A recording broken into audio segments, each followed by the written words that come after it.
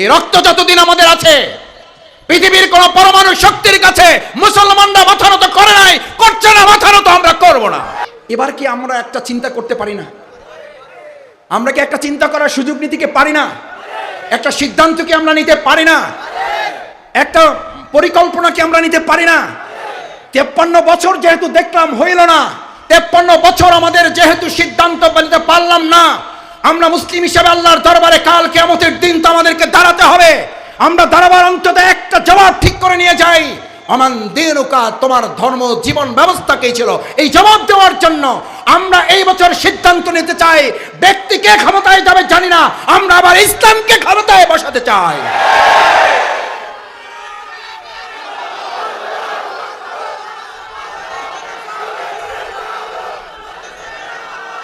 সেই ইসলামকে ক্ষমতায় বসানোর জন্য যদি আপনাদের প্রিয় ভাই জাফর আহমেদ কাজ করতে চায়, এই জাফর আহমেদ যদি ইসলামের প্রতিনিধিত্ব করতে চায়, এই জাফর আহমেদ যদি ইসলামের একজন সেবক হিসেবে খাদেম হিসেবে কাজ করতে চায়, তাহলে এই জাফরের নেতৃত্ব আমরা আমাদের এই প্রিয় এলাকাকে ইসলামের এলাকা হিসেবে গড়তে রাজি আছি সবাই। আমরা ব্যক্তিকে ক্ষমতায় নেব না, আমরা ক্ষমতায় নেব ইসলামকে।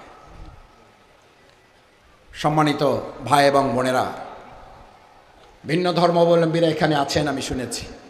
মাইকের আওয়াজ থেকে যারা শুনছেন, প্রিয় নবী মুহাম্মদ রাসূলুল্লাহ সাল্লাল্লাহু আলাইহি ওয়াসাল্লাম ইসলামকে বিজয় করার পর সেখানকার ভিন্ন ধর্মাবলম্বীদেরকে বলা হয়েছিল, হয় তোমরা কর জিজিয়া ট্যাক্স দিয়ে এখানে থাকো, না হলে তোমরা বেরিয়ে যাও। ইতিহাস সাক্ষী, একজন ভিন্ন ধর্মাবলম্বী সেখান থেকে বেরিয়ে যায় না, বরং তারা বলেছিল ইসলামের আগের তুলনায় ইসলাম প্রতিষ্ঠা হওয়ার পর আমরা অধিকতর শান্তিতে আছি।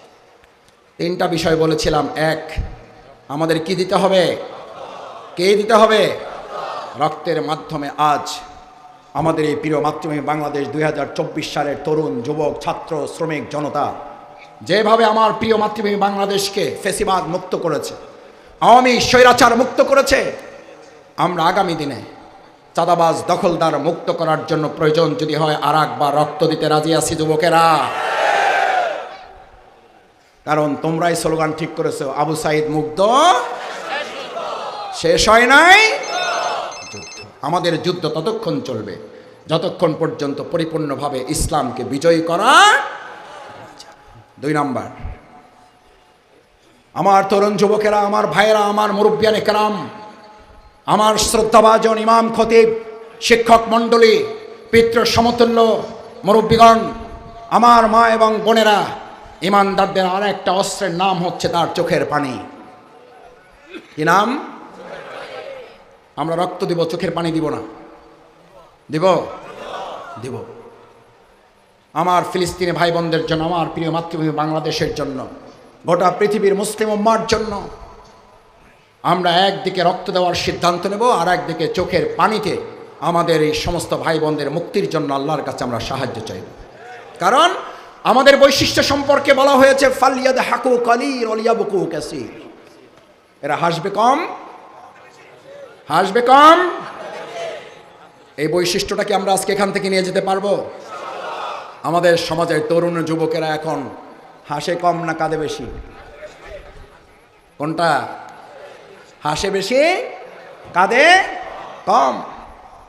প্রিয় নবী মুহাম্মদ রাসূলুল্লাহ সাল্লাল্লাহু আলাইহি ওয়াসাল্লাম সোনার মদিনা যে যুবকদেরকে দিয়ে গড়েছিলেন, যে তরুণদের দিয়ে গড়েছিলেন, তারা হাসতেন কম, কাঁদতেন বেশি। তাদের বৈশিষ্ট্য ছিল রহমান আল্লাইল। আজ সাতকানিয়াবাসীকে এই মর্যাদায় সম্মান, এই বৈশিষ্ট্য নিয়ে যেতে হবে। আমি শফিকুল ইসলাম মাসুদকে ওই বৈশিষ্ট্যের সাথে নিজেকে মিলাতে হবে। যে বৈশিষ্ট্য সম্পর্কে বলা হচ্ছে, ফুরসান আন-নাহার রহমান আল্লাইল, যারা আল্লাহর দ্বীনের পথে সৈনিকগিরি করবে, রক্ত দেওয়ার কাজ, একই সাথে তারা রাত্রিবেলা দরবেশগিরি করবে, চোখের পানিতে তাদের জায়নামাজ ভিজাবে। আমরা সৈনিকগিরি করার জন্য উটের পিঠে চড়তে প্রস্তুত থাকবো, রাত্রিবেলা জায়নামাজের চোখের পানিতে আমাদের জায়নামাজ ভিজে আল্লাহর কাছে আমাদের সম্পর্কের যাত্রা আমরা শুরু করব। চোখের পানির সাথে যে আল্লাহর বান্দার সম্পর্ক হয়, দুনিয়ার আর কোনো সম্পর্ক তার না থাকলেও দুনিয়ার কেউ তার কোনো ক্ষতি করতে পারে না। প্রিয় নবী মুহাম্মদুর রাসূলুল্লাহ সাল্লাল্লাহু আলাইহি ওয়াসাল্লাম আসতে বললে হবে সাল্লাল্লাহু আলাইহি ওয়াসাল্লাম। পৃথিবীর সবচেয়ে কৃপণ ব্যক্তি হচ্ছে সে যার টাকা নাই, পয়সা নাই, ব্যবসা নাই, গাড়ি নাই, বাড়ি নাই, চাকরি নাই, কি নাই, রাসূলের নাম বলা হয় অথচ দুরূদ সাল্লাল্লাহু সাল্লাম। বদরের প্রান্তরে যুদ্ধের জন্য গিয়েছেন 313 জন, বিপক্ষে কম না বেশি? অস্ত্র রাসূল সাল্লাল্লাহু আলাইহি ওয়াসাল্লামের বেশি না প্রতিপক্ষের বেশি? বিজয় হয়েছে অস্ত্রের মাধ্যমে না চোখের পানির মাধ্যমে? চোখের পানির মাধ্যমে। রাসূল করিম সাল্লাল্লাহু আলাইহি ওয়াসাল্লাম বদরের প্রান্তর, বদরের মাঠ, বদরের পাহাড়, আল্লাহু আকবার। আল্লাহ তাআলা সওয়াব যেন নষ্ট না করেন, এটা এই কারণে মনে পড়লো এখন। গতকাল তার আগের দিন অর্থাৎ গত পরশু আমি সেই পাহাড়ের কাছে যাওয়ার সুযোগ আল্লাহ তাআলা দিয়েছেন। বদরের পাহাড়ের নিচে দাঁড়িয়ে শুহাদা আজমাইন কেরামগণকে যখন সালাম জানাচ্ছিলাম, মনের অজান্তে চোখ থেকে পানি চলে আসছিল। পাশাপাশি দুটো ময়দান, শুহাদার দুটো ময়দান, উহুদের দুটো ময়দান। রাসূল করিম সাল্লাল্লাহু আলাইহি ওয়াসাল্লাম ময়দানে গিয়ে চোখের পানি ছেড়ে দিয়ে সিজদায় গিয়ে আল্লাহকে বললেন, ইয়া আল্লাহ, ইয়া আল্লাহ, আজ আমরা মাত্র 313 জন দুর্বল মানুষের এখানে এসেছি। আমাদের অস্ত্র নাই, আমাদের গোলা বারুদ নাই, আমাদের কামান নাই, আমাদের বন্দুক নাই, AK-47 নাই, উট নাই, তরবারি নাই, কিছুই নাই। যতটুকু ছিল সবটুকু নিয়ে হাজির হয়ে গেছি। আপনি চাইলে আমাদেরকে আজ পরাজিত করতে পারেন, চাইলে আজ আপনি ইসলামকে বিজয় করে দিতে পারেন। চোখের পানি, চোখের পানি বালিত সিক্ত হতে পারে নাই। জিবরাইল আমিন রাসূল করিম সাল্লাল্লাহু আলাইহি ওয়াসাল্লামকে এসে খবর দিলেন, ইয়া রাসূলুল্লাহ, আপনি যতক্ষণ না মাথা উঠাচ্ছেন, যতক্ষণ না আপনি চোখের পানি মুছে ফেলছেন, আরশে আজিম থরথর করে কাঁপছে। আল্লাহ সুবহানাহু ওয়া তাআলা আপনাকে মাথা উঠানোর জন্য বলেছেন, চোখের পানি মুছতে বলেছেন।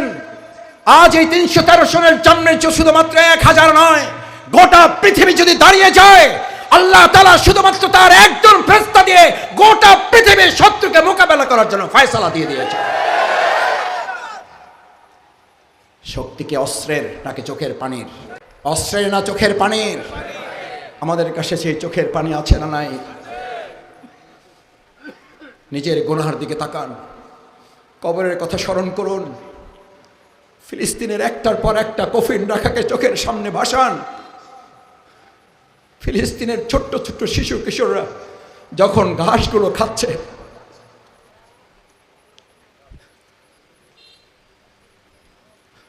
ছোট্ট বাচ্চা যখন তার খাবারটা একজন সাংবাদিককে দিচ্ছে, কারণ সেও মনে করছে এই সাংবাদিকটাও তার মতো ক্ষুধাতুর। আল্লাহ, আমাদের ফিলিস্তিনের ভাই বোনদেরকে আপনি রক্ষা করুন। আল্লাহ, আপনি আবার আরেকবার আবাবিল পাঠান, আমাদের আকসাকে আপনি হেফাজত করুন। আমাদের চোখের পানির শক্তি কামানের শক্তির চেয়েও কয়েক শত কোটি গুণ বৃদ্ধি করে দিন। তাহলে আমরা রক্ত দিতে চাই, আমরা সাথে চোখের পানিও দিতে চাই। যুবকেরা, তোমার চোখের পানির মূল্য তুমি বোঝো। তোমার চোখের পানি যখন চোখ থেকে বের হয়ে গাল পর্যন্ত এসে পৌঁছে যায়, গাল পর্যন্ত এসে পৌঁছে যায়, গালে যখন তুমি উষ্ণতা অনুভব করো, আল্লাহ তাআলা ফেরেশতাদেরকে জিজ্ঞেস করেন, আমার এই গোলাম, আমার এই বান্দা, আমার এই বান্দি পৃথিবীর কোন লোভে, কোন ভয়ে, কোন শোকে, কোন কষ্টে, কোন দুঃখে চোখের পানি ফেলছে জানতে চাও? ফেরেশতারা বলেন, ইয়া আল্লাহ, দুনিয়ার কোনো চাওয়া পাওয়ার জন্য না, দুনিয়ার কোনো ভয় নয়, দুনিয়ার কোনো লোভে নয়, শুধুমাত্র আপনার সন্তুষ্টির জন্য সে চোখের পানি ফেলেছে। আল্লাহ বলেন, ওকে জানতে চাও ও কি চায়, ও যা চাইবে আমি আল্লাহ তাকে তার চেয়ে কয়েক গুণ বেশি দিয়ে দেব। আমার ভাইয়েরা, সেই চোখের পানির শক্তি আমাদের এই প্রিয় মাতৃভূমি বাংলাদেশকে যেন কবুল করেন, সবাই বলুন আমিন। সম্মানিত ভাই এবং বোনেরা, আমার প্রিয় মাতৃভূমি বাংলাদেশের এই রক্ত এবং এই চোখের পানির সাথে আমাদের কয়টা জিনিসের কথা বলেছি, আর একটা জিনিস আমাদেরকে দিতে হবে। কি দিতে হবে বলেন? আমরা রক্ত দিচ্ছি, আমরা চোখের পানি দিচ্ছি, এবার কি দিতে চাই? কি দিতে চাই? ঘাম। কি দিতে চাই? কয়টা? একটু জোরে বলেন আমার সাথে। প্রথমে, দ্বিতীয়, তৃতীয়, ঘাম দিতে চাই। রসুল করিম সাল্লাল্লাহু আলাইহি ওয়াসাল্লাম আল্লাহর দিনের দাওয়াত পৌঁছাতে গিয়ে ঘরমাক্ত হয়েছেন না হন নাই?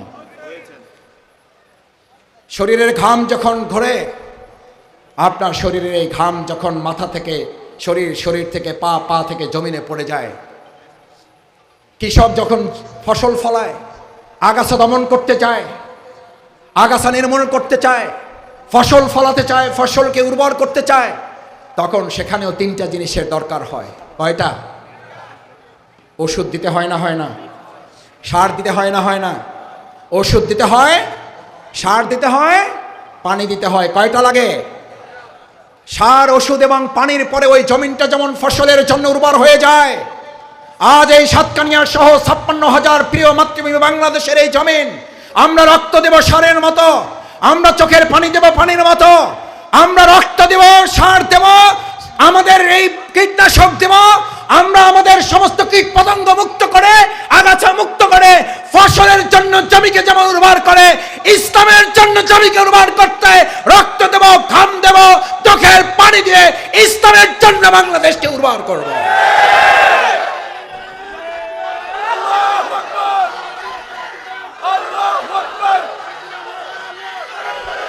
যারা রক্ত দিতে জানে তাদেরকে কেউ পরাজিত করতে পারে না। যারা ঘাম দিতে জানে তাদেরকে কেউ ভয় দেখাতে পারে না। আমাদেরকে আর কেউ ভয় দেখাবেন না, কারণ আমরা শুধু এক আল্লাহকে ভয় করতে শিখেছি। এক আল্লাহকে যারা ভয় করতে শেখে, গোটা পৃথিবী তাদের ভয় করতে বাধ্য। এই রক্ত যতদিন আমাদের আছে, পৃথিবীর কোন পরমাণু শক্তির কাছে মুসলমানরা মাথা নত করে নাই, করছে না, মাথা নত আমরা করব না।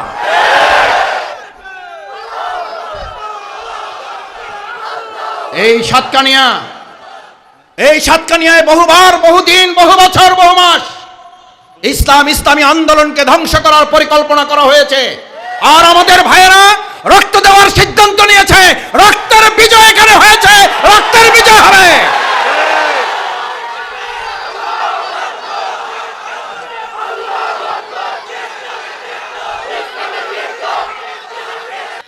তোমরা মিসাইল নিক্ষেপ করবা, আর আমরা ইমানের, জীবনের সমস্ত রক্ত ঢেলে দিয়ে তোমাদের প্রত্যেকটা কামান, মিসাইল, গোলা বারুদের জবাব আমরা একটা একটা করে দিব। তোমাদের কামান, গোলা বারুদ শেষ হবে, আমাদের রক্ত শেষ হবে না। আমাদের রক্তের যাত্রা শুরু হয়েছে, জান্নাতে যাওয়ার মধ্য দিয়ে এটার সমাপ্তি ঘটবে। তোমরা মৃত্যু দেখতে পালিয়ে বেড়াও, আর আমরা মৃত্যুর জন্য বাসর রাতের মতো লোবাতুর থাকি। তোমরা গদিকে পছন্দ করো, আর আমরা শাহাদাতকে পছন্দ করি। কাদেরকে ভয় দেখাও? আমার যুবকেরা, তোমরা 2024 সালের জুলাই আগস্টে শুধুমাত্র বাংলাদেশ স্বাধীন করার কারিগর, রূপকার নও। তোমরা সেই খালিদ বিন ওয়ালিদের উত্তরসূরি, যারা গোটা পৃথিবীর আগামীদের নেতৃত্ব দেওয়ারও কারিগর। আল্লাহ সুবহানাহু ওয়া তাআলা সেজন্য আমাদের প্রথম রক্তের এই বারাকা দিয়ে, শক্তির মাধ্যমে রসুল করিম সাল্লাল্লাহু আলাইহি ওয়াসাল্লাম তিনি তার রক্তের মাধ্যমে মক্কা থেকে হিজরত করে মদিনায় গিয়েছেন, রক্ত ঝরিয়েছেন। যেখানে রক্ত ঝরে, ওটা মাটিতে যখন পড়ে, কৃষক যেমন তার ফসল জমিতে ফলানোর জন্য অপেক্ষা করে, কিসের অপেক্ষা করে? বৃষ্টির। আল্লাহ সুবহানাহু ওয়া তাআলা কোথাও দিনকে বিজয় করার জন্য মুমিনের রক্ত ঝরার অপেক্ষা করেন। কৃষক অপেক্ষা করে, বৃষ্টির পানি পড়লে ওটা ফসলের উপযুক্ত হয়, আর আল্লাহ তাআলা দেখতে চান কোন জমিনে রক্ত ঝরে গেলে ওটা ইসলামী বিপ্লবের জন্য উপযুক্ত উর্বর হয়ে যায়। এই সাতকানিয়ার তরুণ যুবকেরা, আমি তোমাদের সাথে আসতে পেরে, তোমাদের পাশে বসতে পেরে, এই শহীদের ময়দানে আমি পা রাখতে পেরে, এখানে ধুলায় আমার পা মলিন করতে পেরে, আমি শফিকুল ইসলাম মাসুদের মতো একজন ক্ষুদ্র গুনাহগার আজ আল্লাহর কাছে গর্ববোধ করছি। আলহামদুলিল্লাহ, আমাকে এই শহীদের সাতকানিয়ার একজন গুনাহগার কর্মী হিসাবে আমাকেও কবুল করুন। আল্লাহর দ্বীনের জন্য সাতকানিয়াকে কবুল করুন। পথে ফোটা রক্ত প্রত্যেকটা ইসলাম দ্রোহের জন্য যেন এক একটা গোলাপ বারুদ হয়ে আল্লাহর দ্বীন বিজয়ের জন্য আল্লাহ কবুল করেন। আমরা রক্ত দিয়েছি, আমরা রক্ত দিচ্ছি, আমরা রক্ত দিতে প্রস্তুত আছি। আমাদের রক্ত কে দিয়েছেন? না কোনো কোম্পানি থেকে কিনছেন? মিনহা খলাকানাকুম, কে সৃষ্টি করেছেন? বড় নিজে হয়ে গেছেন? কে বড় করেছেন? মা। মা বড় করেছেন। আমার মায়েরা এখানে আছেন, 10 মাস 10 দিন কে বড় করেছে? কে বড় করেছেন? ওমা আতাইতুকা কলবান তাতাফাক্কারু বিহা, কে তোমাকে এটা বুঝার ক্ষমতা দিয়েছেন? ওমা আতাইতুকা লিসানান তানতিকু বিহা, তুমি যে কথা বলো, কথা বলার শক্তি তোমাকে কে দিয়েছেন? ওমা আতাইতুকা উযুনান তাসমাউ বিহা, এই কান দিয়ে তুমি শোনো, এই কান কথা শোনার কান তোমাকে কে দিয়েছেন? ওমা আতাইতুকা আইনান তানজুরু বিহা, যে চোখ দিয়ে তুমি দেখো, এই চোখ তোমাকে কে দিয়েছেন? ওয়াকাদ কুনতা মা মাহিনা, দর্প ভরে যারা এখন বিভিন্ন রকম কথাবার্তা বলেন, এই মাহফিলের কথা শুনলেই যাদের এখনো গায়ে জ্বালা ধরে, এই মাহফিলের কথা শুনলেই যারা বলে ওটা মাহফিল তো নয়, রাজনীতি, তাদের পরিষ্কার বার্তা দেয়, কান খুলে শুনে রাখুন। ওয়াকাদ কুনতা মা মাহিনা, ইসলামের নামে আপনারা ভোট চাইতে পারবেন, ইসলামের নামে আপনারা সব করতে পারবেন। শাহজালাল হযরত রাহিমাহুল্লাহর মাজারে গিয়ে আপনারা নির্বাচনী যাত্রা শুরু করতে পারবেন, আর হুজুররা এখানে বসে ইসলামের রাজনীতি করতে পারবে না। এই হুমকি বাংলাদেশে আর চলবে না। এটা মুনাফিকি, এটা ইসলাম এবং মুসলমানদের সাথে বিরোধিতার সামিল।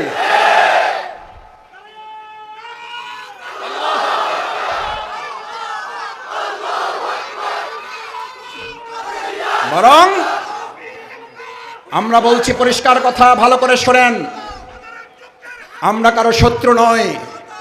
ইসলাম শত্রুতা কমিয়ে বন্ধুত্ব তৈরি করতে পছন্দ করে। হুজুরদেরকে ঠিক করে দিবেন, এইটা বলবেন, এইটা বলবেন না। ইমামদেরকে আপনারা বলবেন, ইমামরা শুধু নামাজ পড়াবে আর কথা বলবেন না। সেই ইমামের যুগ শেষ হয়ে গেছে, এখন মসজিদে নববীর যুগ। মসজিদে নববী থেকে ইমামের দায়িত্ব পালন হবে, মসজিদে নববী থেকে রাসূলের রাষ্ট্রপতি পরিচালনার সুন্নাহ পালন ইসলামের করবে।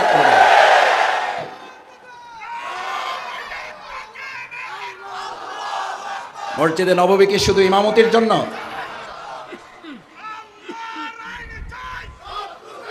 মসজিদে নববী কি শুধু নামাজ পরিচালনার জন্য? কিসের জন্য? রাষ্ট্র পরিচালনার জন্য। আর আজ আমাদেরকে এই কথা শুনতে হয়, মসজিদের ইমামেরা সব বলতে পারবেন, ভোট চাইতে পারবেন না। মসজিদের ইমামেরা বরং ভোট কাকে দেওয়া যাবে আর কাকে দেওয়া যাবে না, এই দেশের মানুষকে সচেতন করার দায়িত্ব ইমামগণ পালন করবেন।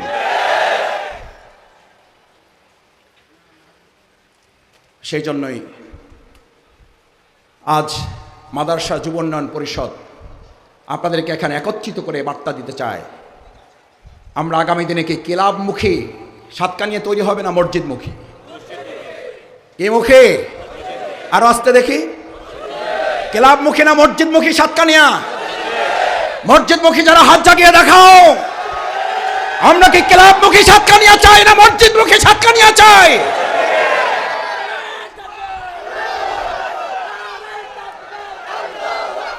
ভাইয়েরা, আমার বোনেরা, আমার মায়েরা, আমার পর্দার আড়ালের মা বোনেরা, আমার মাইকের আওয়াজ যারা শুনছেন, মসজিদে গেলে কি অশান্তি লাগে না শান্তি লাগে? এখানে কি লাগতেছে? মারামারি রক্তারক্তি আছে? স্টেজে ঠেলাঠেলি আছে? বাংলাদেশে এরকম মঞ্চ ঠেলাঠেলির আছে না নাই? এই 8 মাসে নিজেদের ঠেলাঠেলিতে 17 জন মারা গেছে, এই কথা আমার না রিপোর্টের। শান্তি তাদের নাই কেন? 17 জন মারা যায় কেন? কে মেরেছে? কেন মারছি আমরা আমাদেরকে? কারণ আমরা এমন মঞ্চ, এমন জলসা, এমন সমাবেশে বাংলাদেশে দেখতে পাই 3 ঘন্টা, 4 ঘন্টা, 5 ঘন্টা সেখানে মুসলমানদের প্রোগ্রাম হয়, অথচ একবার আল্লাহ আল্লাহর রাসূল সাল্লাল্লাহু আলাইহি ওয়াসাল্লামের প্রশংসা দরুদ পেশ করা হয় না। ওটা কোনো শান্তির প্রোগ্রাম নয়, ওটা ইবলিসের প্রোগ্রামে পরিণত হয়ে যায়, যার কারণে ওখানে ইবলিস ঢুকে গিয়ে মানুষকে ইবলিসে পরিণত করে দেয়। সেজন্য আল্লাহ তাআলা বলেন বিসমিল্লাহির রহমানির রহিম, তুমি আশ্রয় চাও শুধু মানুষদের থেকে না। কুল আউযু ধরেন আমার সাথে, বিসমিল্লাহির রহমানির রহিম, কুল আউযু বিরাব্বিন নাস মালিকিন নাস ইলাহিন নাস মিন শাররিল ওয়াসওয়াসিল খান্নাস আল্লাযী ইউওয়াসওয়িসু ফি সুদুরিন নাস। তারপরে আয়াত নাই আর জোরে, মিনাল নাস। ইসলামের সামান্য আলোচনায় যদি এটা বরকতে পরিপূর্ণ হয়, এখানে যদি রক্তারক্তি ঠেলাঠেলি না থাকে, এখানে যদি মারামারি কাটাকাটি না থাকে, শুধু আলোচনা চললে, আর ইসলাম যদি আমার দেশে কার্যকর ভূমিকা পালন করে, তাহলে রক্তারক্তি বন্ধ হবে না? হবে না? এই মারামারি বন্ধ হবে না? হবে না?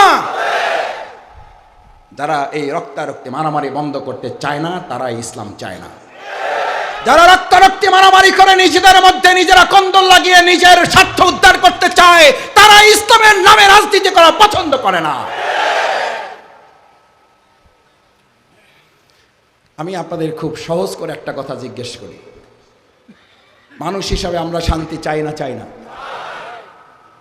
মানুষ হিসাবে বলছি, হিন্দু হিসাবে, বৌদ্ধ হিসাবে, ধর্ম হিসাবে, মুসলিম হিসাবে না, কি হিসাবে? মানুষ হিসাবে। মানুষ হিসাবে যদি আপনি শান্তি চান, সেই শান্তি ইসলাম না ইসলামের বাইরে? এটার ব্যাপারে কারো দ্বিমত আছে? নাই। কিন্তু আমাদের দুর্ভাগ্য কি, আমরা শান্তি চাই কিন্তু ইসলাম চাই না। আমার ভাই, দেশ স্বাধীন হয়েছে 53 বছর, এখন 54 বছর পার করছি। আচ্ছা, 53-54 বছর কোনো জিনিস প্রমাণ করার জন্য কম না বেশি? যথেষ্ট হয়েছে না হয় নাই? আমার শ্রদ্ধেয় শিক্ষক তুল্য যাদের বক্তব্য শুনে আমরা বক্তব্য দেই, আপনাদের সামনে হাজির হয়েছেন, প্রিয় মাতৃভূমি শুধু বাংলাদেশ নয়, আল্লাহ মাফ করুন, তার সামনে বলা যথার্থ নয়, তারপরও শুধু আপনাদের জন্য বলছি, গোটা পৃথিবীর ইসলামী বিপ্লবের জন্য যিনি বিগত 16-17 বছর এই ফ্যাসিস্টদের হৃদয়ে কাঁপন ধরিয়েছেন, আধিপত্যবাদের বিরুদ্ধে যিনি প্রথম মাথা উঁচু করে কথা বলেছেন, মুফতি কাজী ইব্রাহিম দাহমাত বারাকাতু, আল্লাহ তাকে হায়াতে তাইয়্যিবা দান করুন। তার এক বক্তব্যে আধিপত্যবাদের রাজ সিংহাসন কেঁপে উঠেছিল। ভারতীয় দালাল রাজাকার রাষ্ট্রদিন কলিজা ছেড়ে ওরা পালাবার রাস্তা খুঁজেছিল। আমি সারা রাত ধরে ওনার সেই লাইভ শুনেছি। আমি আল্লাহর কাছে বলেছিলাম, আল্লাহ, এরকম মুরব্বী আমাদের যতদিন থাকবে, বাংলাদেশে ইসলাম নিয়ে কেউ টালবাহানা করতে পারবে না। টালবাহানা সহ্য করা হবে না। ইসলাম নিয়ে আর কাউকে কথা বলতে দেওয়া হবে না। ইসলাম নিয়ে কটাক্ষ করলে তার অস্তিত্ব এই দেশের মুসলিমরা গোটা মানবতা বিলীন করে দেওয়া হবে। কারণ আমাদের শ্রদ্ধা ওলামায়ে কেরামগণ শুধু মুসলিম উম্মার সম্পদ নয়, আমাদের শ্রদ্ধা ওলামায়ে কেরামগণ এই বাংলাদেশের গোটা মানব জাতির সম্পদ। তাদের নিয়ে তুচ্ছ তাচ্ছিল্য কিংবা তাদেরকে প্রতিপন্ন করে বাংলাদেশে আর কেউ রাষ্ট্র পরিচালনা করতে পারবেন না। এই সুযোগ কি আপনারা আমরা আর কেউ দিব? আলেমদেরকে হায় প্রতিপন্ন করে একদল দেশ ছাড়া হয়েছে। আমরা আরেকবার পরের এই দৃশ্য আর বাংলাদেশে দেখতে চাই না। কেউ আবার দেশ ছাড়া হন। আমাদের তরুণেরা, যুবকেরা তো দেশ ত্যাগ করতে বলেনি। আপনারা দেশ ত্যাগ করতে বলেছিলেন? আপনারা কি বলছিলেন? পদত্যাগ চাইছিলেন। আপনারা চাইছিলেন পদত্যাগ। তারা করছে দেশ ত্যাগ। এটা আল্লাহর ফয়সালা এবং এটা আলেমদের সাথে বিরোধিতা নির্মম উপহাসের সবচেয়ে দুনিয়ার বড় শাস্তি। ভবিষ্যতে আলেমদের সাথে আবার যদি কেউ বেয়াদবি করেন, শুধুমাত্র দেশ ত্যাগ কিংবা পদত্যাগ নয়, তার চেয়েও করুণ পরিণতির অপেক্ষা করতে হবে। সুতরাং আলেমরা মসজিদে কি বলবেন, আলেমরা ওয়াজ মাহফিলের মাঠে স্টেজে কি বলবেন, সেই গাইডলাইন যেন ইসলামবিহীন কোন নেতার কাছ থেকে আমাদের আর শুনতে না হয়।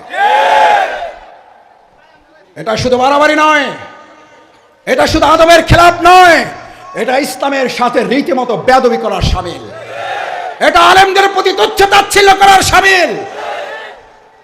আমার সম্মানিত ভাইয়েরা, যেহেতু শ্রদ্ধেয় আলেমে দ্বীন আজকের এই প্রোগ্রামের আমাদের সম্মানিত অন্যতম অতিথি শ্রদ্ধাভাজন মুফতি কাজী ইব্রাহিম হাফেজাহুল্লাহ আমাদের মাঝে এসেছেন, আমি শেষ কথা বলে আমার বক্তব্য ইতি টানতে চাই। আমরা যারা আজ এখানে উপস্থিত হয়েছি, এটা ভালোভাবে মাথায় রাখতে হবে, আগামী দিনের সমাজ এবং রাষ্ট্র পরিচালনায় সমস্ত মতবাদ ইতিমধ্যে মানুষের কাছে ভুল প্রমাণিত হয়েছে না হয় নাই। এটাকে আমরা করেছি না আল্লাহর ফয়সালা আছে। ওয়ামান আ'রাদা আন যিকরি ফাইন্না লাহু মাঈশাতান দানকা। আমার জিকির, আমার কোরআন, আমার আইন, আমার বিধান, এটাকে উপেক্ষা করো। ওয়ামান আ'রাদা আন যিকরি ফাইন্না লাহু মাঈশাতান দানকা। আমি তোমাদের জীবনকে সংকীর্ণ করে দেব। আমরা কি সংকীর্ণ জীবন চাই না বিস্তীর্ণ জীবন চাই? আমরা কি সংকীর্ণ জীবন চাই না মুখ দিতে পারে না ইসলাম দিতে পারে? তরুণ যুবকেরা, বৃদ্ধরা একসাথে চলে বলো, সেই বিধানের নাম কি? সেই বিধানের নাম কি? আগামীর দিন কি ইসলামের না অন্য কোন মতবাদের? আপনি ওই ইসলামের সাথে থাকলেও ইসলাম জিতবে, আপনি না থাকলেও ইসলাম জিতবে। আজ এই সাতকানিয়ার মানুষদেরকে বলে যাই, তোমরা কি বিজয়ের সাথে নাকি পরাজিতদের সাথে? সুতরাং ইসলামের পক্ষে যারা, আল্লাহর কাছে হাতগুলো দেখাও, আমরা ইসলামের বিজয়ের পক্ষে।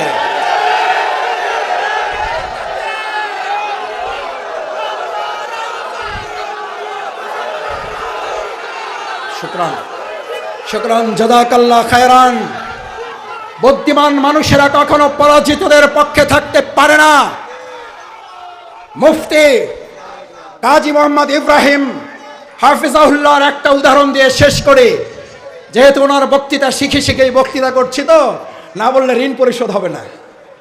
বলেছে যে মিয়া তুমি যাবা চট্টগ্রাম। কোথায় যাবা?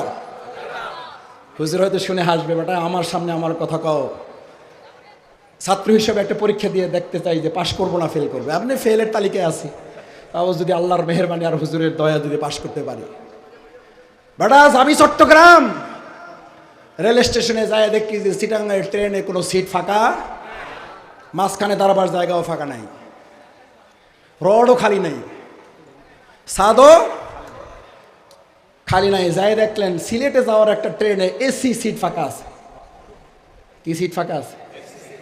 চিন্তা করলেন ট্রেন তো একটা পাইলেই তো হয়। চট্টগ্রামেরটায় উঠবেন না সিলেটেরটায়? কোনটায়? কোনটায় উঠবেন? সিলেটেরটায় উঠবে। মাশাআল্লাহ, সিলেটে যারা উঠবেন দেখি দুই চারজন অন্তত হাত জাগান। কোনটায় উঠবেন? টার্গেট কোথায়? টার্গেট কোথায়? সিলেটেরটায় যদি এসি না পারে, বিনা পয়সায় বলে যে ভাই এসি আছে, বিনা পয়সা নিয়ে যাবো, ওঠেন, আল্লাহ বর্ষা চা হয়। কয়জন রাজি আছেন হাত জাগান? বোনদের ওখানে দুই চারজন যদি রাজি থাকেন, পরে আমাদের ভাইদেরকে জানায়েন।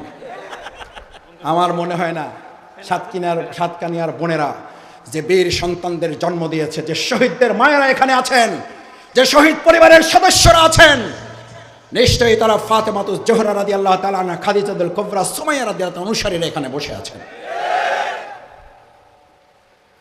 হুজুর বললেন শেষ কথা। তখন আমাদের মধ্যে কেউ কেউ মনে করে জায়গা যেহেতু পাইলাম না, সিলেটেরটা যেহেতু ফাঁকাই পড়ে আছে, যাওয়াই যেহেতু কাজ, আল্লাহর উপর ভরসা, উঠে গেলাম, যা হয় হবে। আমার তো দোষটা, দোষ কার?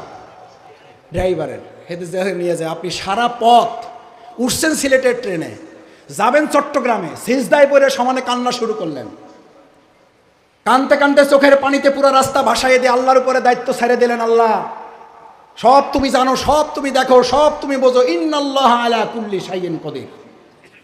আল্লাহর সব গুণগান ওখানে দিয়ে দিলেন। দুনিয়ার নিয়ম এবং আল্লাহর সুন্নাহ, আপনি চট্টগ্রাম পৌঁছবেন না সিলেট পৌঁছবেন? আল্লাহর সুন্নাহ এবং দুনিয়ার নিয়মে কোথায় পৌঁছবেন? আমার ভাইয়েরা, আজ বাংলাদেশে আমাদের সামনে সিলেটেরও ট্রেন আছে, চট্টগ্রামেরও ট্রেন আছে, জান্নাতের ট্রেন আছে, জাহান্নামের ট্রেন আছে, মক্কা মদিনার ট্রেন আছে, আমাদের আধিপত্যবাদের শক্তির ট্রেন আছে। আমরা আজ এখানে সিদ্ধান্ত নিতে চাই, খালি থাকুক আর না থাকুক, জায়গা পাই আর না পাই, দাঁড়িয়ে যেতে হোক আর বসে যেতে হোক, হানা ঘুরিয়ে দিয়ে যেতে হোক, তাদের উপর ভর করে দিতে হোক, ট্রেনের সাথে যদি চলে চলে যেতে হয়, তারপরও আমরা কি জান্নাতের রাস্তায় হাঁটবো নাকি এসি গাড়ির জাহান্নামের রাস্তায় যাব? জান্নাতের পথের পথিকেরা হাত জাগিয়ে দেখাও।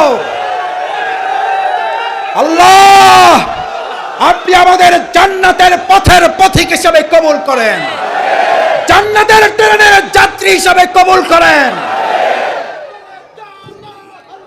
আসুন সম্মানিত ভাই এবং বোনেরা, আজ এই ইসলামী জলসার মাধ্যমে আমরা আল্লাহর কাছে নিজেদেরকে জান্নাতের পথের পথিক হিসাবে এখান থেকে সিদ্ধান্ত নিয়ে যদি যেতে পারি, অন্তত আল্লাহ তাআলা দয়া করে আমাদের জীবনের গুনাহ খাতাগুলো মাফ করে, দয়া করে মেহেরবানি করে জান্নাতের পথের পথিক হিসাবে আমাদের ভাই এবং বোনদের সবাইকে কবুল করেন।